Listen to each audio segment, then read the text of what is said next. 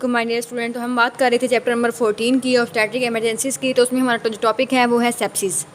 तो सेप्सिस की सबसे पहले हम डिफ़ाइन कर लेते हैं कि सेप्सिस किस वक्त हम कहेंगे कि पेशेंट जो है वो सेप्सिस में जा रहा है। ठीक है, जब टेम्परेचर उसका राइज़ करेगा, टेम्परेचर कितना होगा 38 डिग्री सेंटीग्रेड से ज़्यादा होगा। ठीक है, राइज़ करेगा, या फिर क्या है कि 36 डिग्री सेंटीग्रेड से कम होगा। ठीक है, इसके साथ साथ क्या है कि हार्ट रेट जो है वो 100 बीट्स पर मिनट से इंक्रीज़ हो जाए। ठीक है, 100 बीट्स पर मिनट। ठीक है, और जो रेस्पिरेटरी रेट है वो क्या है कि 20 ब्रेथ्स पर मिनट से ज़्यादा हो जाए। ठीक है, 20 ब्रेथ्स पर मिनट, एक मिनट में 20 ब्रेथ से भी ज़्यादा होने लग जाए तो रेस्पिरेटरी रेट जो है मीन्स के इंक्रीज़ करते हैं। ठीक है, और वाइट सेल काउंट जो है वो कितना हो जाए कि वो मोर देन 17 मल्टीप्लाई बाई 10⁻9 पर लीटर, या फिर लेस देन 4 हो जाए। ठीक है, लेस देन 4 10⁻9 पर लीटर। ठीक है, तो ये जो क्राइटेरिया है, जब इसमें पेशेंट फॉल करेगा तो हम कहेंगे कि ये सेप्सिस का पेशेंट है। ठीक है, और इसमें जो ऑर्गेनिजम्स इन्वॉल्व हैं वो क्या है कि group A streptococci, group A beta haemolytic streptococci. ठीक है, हीमोलिटिक स्ट्रेप्टोकोकाई। इस और क्या है कि इकोलाई, एशेरिचिया कोलाई। ये जो दो ऑर्गेनिजम्स हैं ये इन्वॉल्व होते हैं सेप्सिस में। ठीक है, इनकी वजह से क्या है कि सेप्सिस हो जाता है। ठीक है, अब हम बात कर लेते हैं इसके रिस्क फैक्टर्स की। रिस्क फैक्टर कौन कौन से हैं सेप्सिस के लिए। ठीक है, उसके लिए क्या है कि कोई भी इम्यूनो कम्प्रोमाइज्ड पेशेंट हो। ठीक है, इम्यूनो कम्प्रोमाइज्ड पेशेंट हो जाए। ठीक है, कम्प्रोमाइज्ड पेशेंट, या फिर क्या है डायबिटीज़ मिलाइटिस का पेशेंट है, या फिर क्या है कि ओबेसिटी की वजह से हो सकता है। ठीक है, इसके अलावा क्या है कि यूटीआई हो सकते हैं, यूरिनरी ट्रैक्ट इन्फेक्शंस वगैरह, एनीमिया का पेशेंट हो जाए। ठीक है, इसके अलावा क्या है कि रप्चर्ड मेम्ब्रेन हो सकते हैं, रप्चर्ड मेम्ब्रेन्स। ठीक है, और इसके अलावा क्या है कि कोई भी इन्वेसिव प्रोसीजर हो जाए जैसे एमनियोसेंटेसिस वगैरह, तब भी क्या है कि सेप्सिस का चांस ज़्यादा हो जाता है एमनियोसेंटेसिस वगैरह में। ठीक है, एमनियोसेंटेसिस, ये सारे क्या हैं कि रिस्क फैक्टर हैं सेप्सिस के लिए। ठीक है, और वार्निंग साइंस कौन कौन से हैं। वार्निंग साइंस में क्या है कि हाइपोथर्मिया हो सकता है पेशेंट को। ठीक है, हाइपोथर्मिया ये हमारे पास एक वार्निंग साइन है। ठीक है, इंक्रीज रेस्पिरेटरी रेट, मीन्स कि जो हमने चीज़ें पढ़ी हैं ना इसकी डेफिनेशन में वही इसमें मोस्टली आ रही हैं। ठीक है, इंक्रीज्ड रेस्पिरेटरी रेट, टैकीकार्डिया, जिसे हमने कहा था कि हार्ट रेट ज़्यादा हो जाता है। ठीक है, टैकीकार्डिया। ठीक है, और पायरेक्सिया, फीवर। तो ये सारे क्या हैं हमारे पास वार्निंग साइंस हैं। ठीक है, अब हम नेक्स्ट बात कर लेते हैं इसकी मैनेजमेंट की। सेप्सिस का एक पेशेंट है तो हम उसे मैनेज कैसे करेंगे। ठीक है, मैनेज करने के लिए सबसे पहले हमने क्या करना है कि ब्लड कल्चर्स ले लेने हैं। ठीक है, ब्लड कल्चर्स। मैनेजमेंट में क्या करेंगे, फर्स्ट स्टेप क्या है कि हमने ब्लड कल्चर करवाना है। ठीक है, एंटीबायोटिक एडमिनिस्ट्रेशन से पहले हमने क्या है कि ब्लड कल्चर के लिए टेस्ट भेज देना है, सैंपल। और सेकंड पे हम क्या करेंगे, हम ब्रॉड स्पेक्ट्रम एंटीबायोटिक स्टार्ट कर देंगे। ठीक है, ब्रॉड स्पेक्ट्रम एंटीबायोटिक, पहले ही आवर में हम ब्रॉड स्पेक्ट्रम एंटीबायोटिक जो है वो हम स्टार्ट कर देंगे।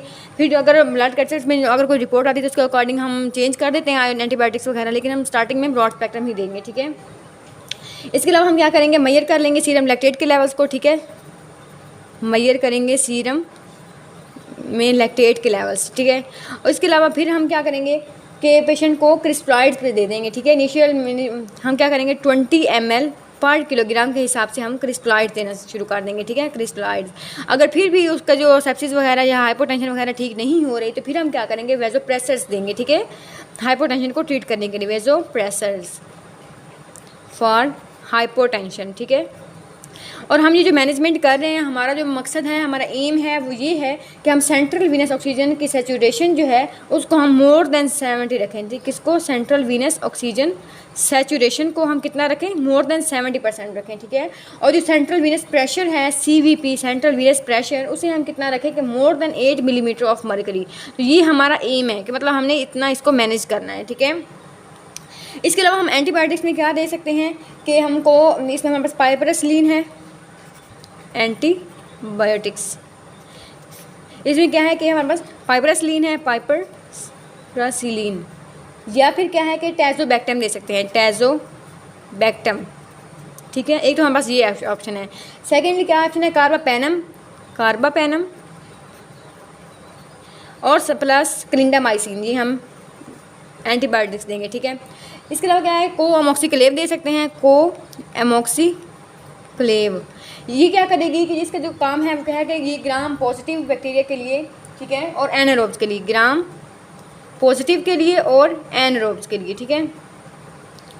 और सेकंड क्या है कि मेट्रोनिडाजोल है, मेट्रोनिडाजोल।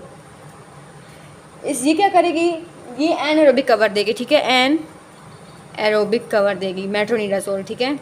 इसके अलावा क्या है कि क्लिंडामाइसिन, क्लिंडामाइसिन ये जो हमारे पास एंटीबायोटिक है, को अमोक्सिक्लेव, ये जो है मेथिसिलिन रेजिस्टेंट स्टाफ और इसके लिए ये ठीक नहीं है, ठीक है। तो इसके लिए जो हमारे पास देते हैं, हम एंटीबायोटिक यूज़ करते हैं वो है क्लिंडामाइसिन, ठीक है। ये किसके अगेंस्ट यूज़ होती है, MRSA के भी, मेथिसिलिन रेजिस्टेंट स्टाफ ऑरियस, ठीक है। और हमारे पास नेक्स्ट क्या है कि जेंटामाइसिन, जेंटामाइसिन, ठीक है। जेंटामाइसिन क्या क्या है कि ये ग्राम नेगेटिव कवर देती है, ठीक है, ग्राम नेगेटिव, ठीक है, ग्राम नेगेटिव बैक्टीरिया के अगेंस्ट में यूज़ होती है, मीन्स के सूडोमोनास वगैरह के लिए या फिर कोलीफॉर्म्स के लिए, किसके लिए, सूडोमोनास प्लस कोलीफॉर्म बैक्टीरिया, ठीक है। तो ये थी हमारे पास एंटीबायोटिक्स वगैरह जो हमने देनी है, मैनेजमेंट थी कि हमने किस तरह से मैनेज करना है, ब्लड कल्चर्स लेने हैं, ब्रॉड स्पेक्ट्रम एंटीबायोटिक्स स्टार्ट कर देनी है, ठीक है, सीरम लैक्टेट के मायर्स लेवल जो है वो चेक करनी है, क्रिस्टलॉइड स्टार्ट करनी है। फिर भी अगर हाइपरटेंशन ट्रीट नहीं हो रहा तो फिर हमने क्या है कि वैसोप्रेसर्स देनी है, ठीक है।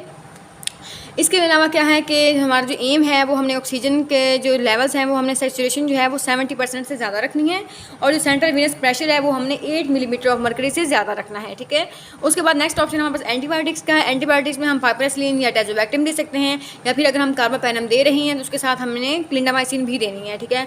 और इसके अलावा क्या है कि अगर हमने ब्लड कल्चर करवाया उसमें देख लेंगे कि ग्राम पॉजिटिव बैक्टीरिया है, नेगेटिव है, या उसके अकॉर्डिंग फिर हम क्या करेंगे, एंटीबायोटिक सेलेक्ट कर लेंगे, ठीक है।